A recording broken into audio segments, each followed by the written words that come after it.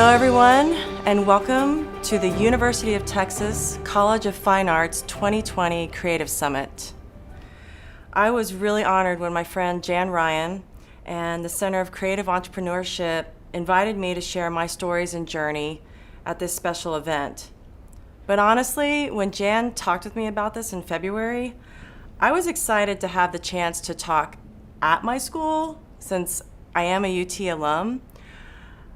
But never did I imagine that this event would be an online experience, which kind of makes it hard to crack jokes or tell anything that's funny. But what I also realized was the main difference about doing this event now was that I would be sharing decisions, practices, and ideas that I am working on right now in my career and my life based on this global pandemic. And that this would be reflected in the construction and development of the new Hope Outdoor Gallery Art Park that we are currently building across from the Austin airport. The most important inspirational and motivational part of this event is you. How important all of you are to the future of not only Austin, Texas, but to this new world. One of my favorite inspirational quotes comes from Martin Luther King Jr., and he said, "Almost always, the creative, dedicated minority makes the world better." To me, that statement is talking about you. Being an artist, or what I'm actively trying to rebrand as being a creative, truly takes dedication. And having the motivation to make the world better only stimulates the natural talents and courage that you already have and that have already gotten you to be where you are right now.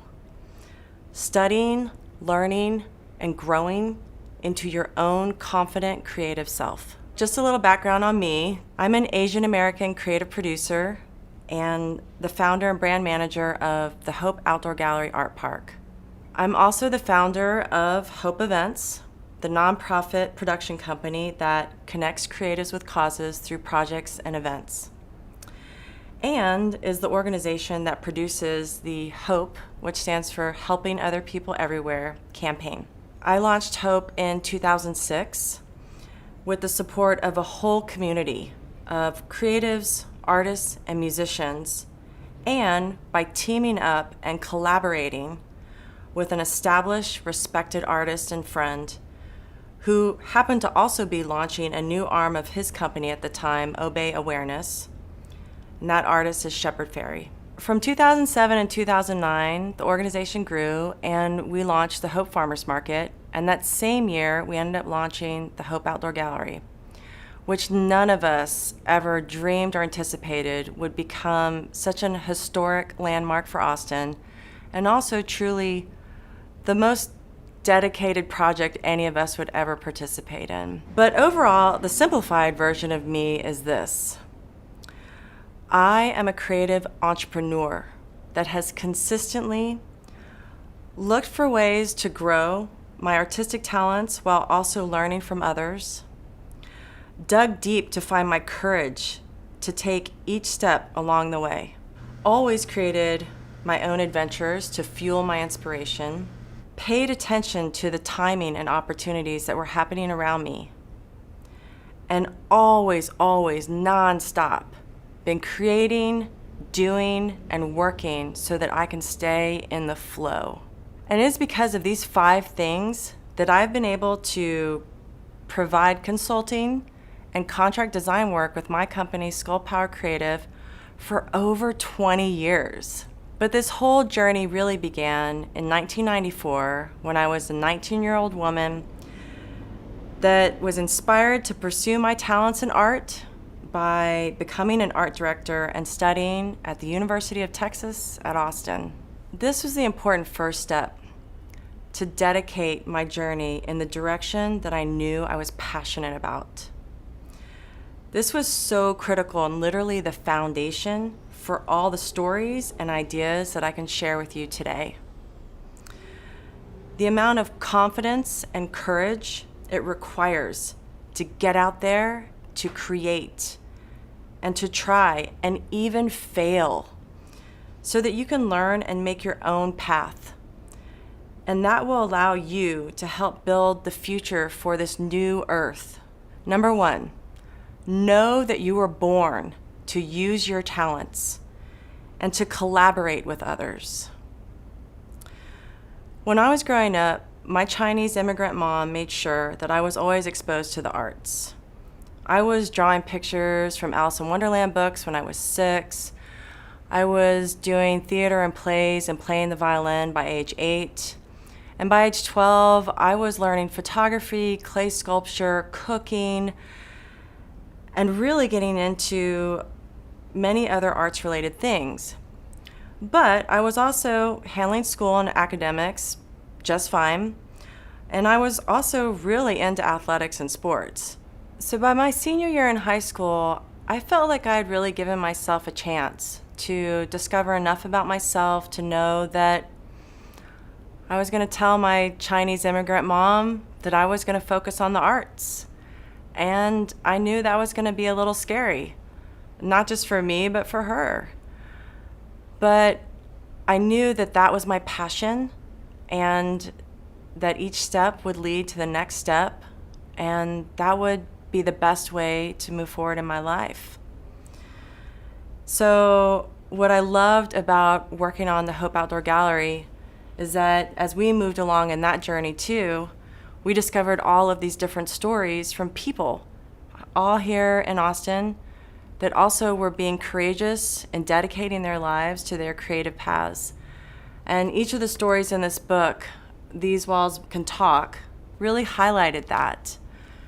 And I feel so honored to get to be the steward of this project that truly is dedicated to focusing on creative entrepreneurs and their paths and journeys, which really are going to be the building blocks for our future. All right, number 2, find your courage and use it. So this is probably one of my favorite stories to share with students, and then especially at UT, was my decision to opt out of critique. So it was 1998, it was graduation, and literally the whole point of critique was portfolio review, which would then place you on a job. And as I was getting my portfolio together, I realized that I wanted to live in Austin and that I had a specific idea of the job that I wanted. So I called my professor and I told her that I was going to opt out of critique. And she was so pissed off and definitely let me know. And she said, why?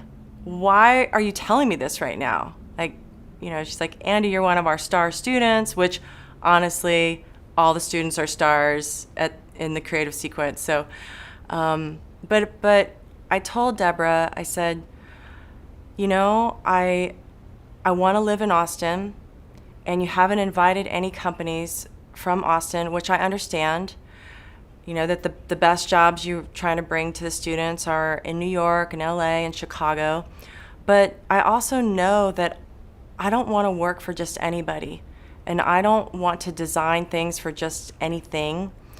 And I really want to love the work that I do. And I don't want to get a job where then in 2 years they'll just find someone else to replace me that's just a more talented creative. So basically, my professor then over the phone says, I am so upset with you right now, Andi. And then I have to tell you that last week I sat on the panel for this new agency in town that is the first 100% green ad agency in the country. And they're right here in Austin, and they just won the Don't Mess with Texas account. And now I'm going to call the president and recommend you. So I end up actually getting the first job out of my whole class by not going through critique, but by having the courage to call someone that I trusted, that I looked up to as a mentor, my teacher, and share with her what I really wanted. And that ended up being this incredible, huge step in my career where I become the first graphic designer for Enviromedia here in Austin, and I then designed the new Don't Mess with Texas logo. I ended up getting to work with, people like Matthew McConaughey and Rob Bindler on new spots and designing products, and just really taking the next step towards my own vision of my life. So I really encourage that. Find your courage and use it. Okay, number 3, choose your own adventure by finding your own experience. So these are some of my favorite stories from college as well. When I was at UT, I was working at Whole Foods, and I worked in the juice bar and the front end, and I really was blown away by this company. So one day after my shift in the juice bar, I walked up to the marketing and graphic design department, and I asked if they had an opening. And then I asked if they had an internship, and they didn't. So I said, "Can I start one?" And they said, "Sure." So then I went back to UT and I asked, "Hey, if I start an internship at a company, could I get credit for it?" And they said, "Yeah." So I just went and created my own experience.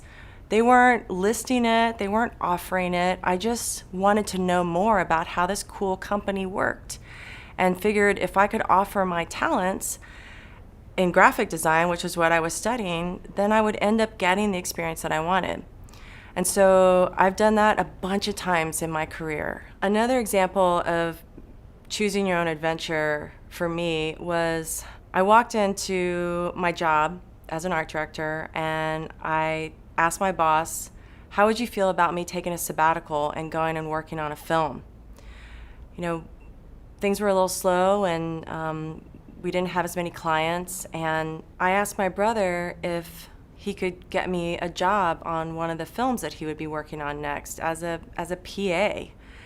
And so it turns out my boss was so grateful that I was even offering up for the company to take a break from my salary, that she also said, "Andi, this is so generous of you," which to me, I really just wanted to go get more experience, learn more, be more of an entrepreneur that was creating my own path. And, that all these would end up being skill sets that I would eventually use one day in my own company. But, she was so grateful that she's like, "If you do it, we'll keep your desk and we'll still pay your benefits." I mean, so again, bringing up the word collaboration and really thinking about win-win scenarios, I think is also a great lesson to learn in making your own path. But basically, my brother then asks if there's a PA opening, and turns out that they needed a graphic designer on this film set. So I go in and interview. I'm hired on the spot.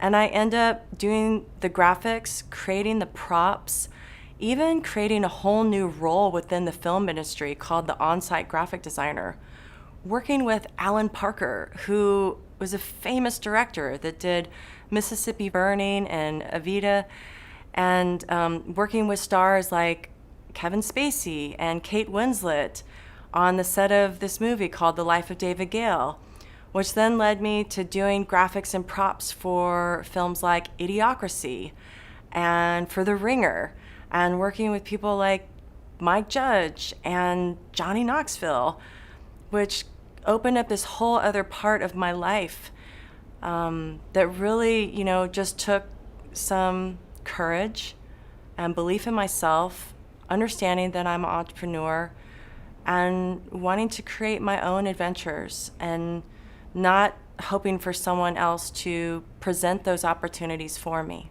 Which leads me to number 4. Timing is everything, and creating your own opportunities makes the difference. So this is the point that I think is the most relevant for right now. The timing to create your own opportunities is happening. It is when crisis happens, and I think this is really the quote that Martin Luther King was referring to, that being the creative class, we can look at more of the ideas that will help make the world a better place. And so just yesterday, I saw this current issue of Austin Monthly, and literally it's the innovation issue and the 30 companies that are changing Austin and the world. So when I brought up Enviromedia or Whole Foods, again, 20 years ago, but looking up companies that you are interested in and then just going to them and making your own opportunity, I could not encourage that more. You'll be surprised the number of mentors and CEOs or entrepreneurs that will welcome fresh creative talent, fresh artistic minds that want to come contribute and learn and be a part when maybe they haven't even thought of that job listing. So I have done that many times, and even felt like I didn't need anyone's permission and would just start my own things. Another example of opportunities arising is what's happening with Hope Outdoor Gallery right now, and us understanding as a team that this outdoor art park, based on this pandemic world, could really have more opportunities to not only offer more artistic things, but to also allow more creatives to be involved, since our entire concept is really based on, outdoor public art experience. So this leads me to number 5 of my advice and recommendations for creating your own entrepreneurial path. And that is, for sure, to always be in the flow and to never stop creating. So when opportunities come up, that means getting creative. But even if the opportunities aren't there, you'll find that if you're just consistently doing that, the flow that you have with your own creative will lead right into the next steps that are a part of your life, that will be a part of your career and a part of your business. So that leads me to a really awesome story about Shepard Fairey. In 2006, Shepard Fairey and I started the Hope Helping Other People Everywhere campaign. And, that was focused on connecting creatives with causes, but specifically to educate the public about the genocide happening in Darfur. This then led to another campaign contacting Shepard that was focused on getting a gentleman named Obama elected for president. And their 3 main words were progress, change, and hope. Well, it just happened that we were already seeing a lot of success with people's interest in the word hope, and I think that made it a little bit easier for Shepard to focus on that word. But regardless, what I then watched happen and the world watched happen was tremendous. This artist, who had always believed in his talents and had pursued them and made decisions that took courage and real dedication. And if you've ever read or watched any documentary about him and his wife Amanda, the amount of times that they have taken a step forward without knowing what would happen next really can help be testimony to hopefully what I'm sharing with you. But watching him really focus on making this campaign successful and helping to motivate more people to get out and vote by using his talents through art and partnering up and collaborating with people like DJ Z-Trip and doing events that would get people registered to vote, that this guy and his group really helped get the first Black president elected in the United States of America, which then led him to be the first street artist in the portrait gallery of the Smithsonian in Washington, D.C., of which when you go in there are oil paintings, all other types of portraits. And then you have this street artist that then became the cover of Rolling Stone's, Time magazine. I mean, really left a mark on the history of the world. So on that note, I encourage you to think of that story and all the other ones that I've shared as really knowing that you are the future, that the highlight of this summit is you, and the importance for you to believe that and know that creatives are going to be the building blocks for the next generation and everything that we see next. So if you are interested in opportunities, feel free to contact me. We are going to be resuming construction with the Hope Outdoor Gallery, and there's going to be a lot of different ways that all of you can and should be involved. And then again, please look up other companies around you, and don't be afraid to reach out and ask them, hey, can I come help and collaborate with you? Because I bet you'll be surprised.